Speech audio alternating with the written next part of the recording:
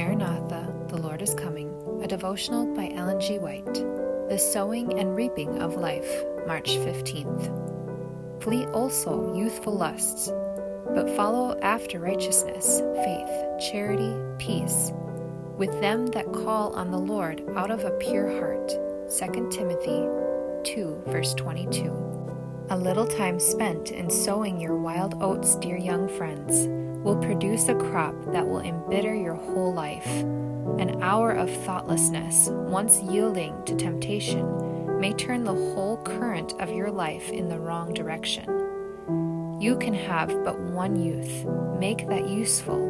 When once you have passed over the ground, you can never return to rectify your mistakes. Satan transforms himself into an angel of light and comes to the youth with his specious temptations and succeeds in winning them, step by step, from the path of duty. He is described as an accuser, a deceiver, a liar, a tormentor, and a murderer. It is Satan's act to tempt you, but your own act to yield. It is not in the power of all the host of Satan to force the tempted to transgress. There is no excuse for sin. Temptation is not sin. Jesus was holy and pure, yet he was tempted in all points as we are, but with a strength and power that man will never be called upon to endure. In his successful resistance, he has left us a bright example that we should follow in his steps. If we are self-confident or self-righteous, we shall be left to fall under the power of temptation.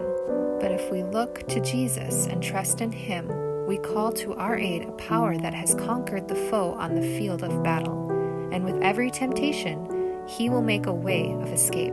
When Satan comes in like a flood, we must meet his temptations with the sword of the Spirit, and Jesus will be our helper and will lift up for us a standard against him.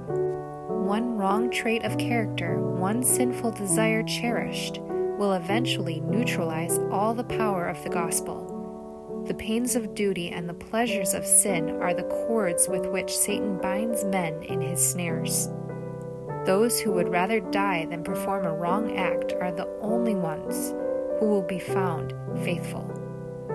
The youth may have principles so firm that the most powerful temptations of Satan will not draw them away from their allegiance.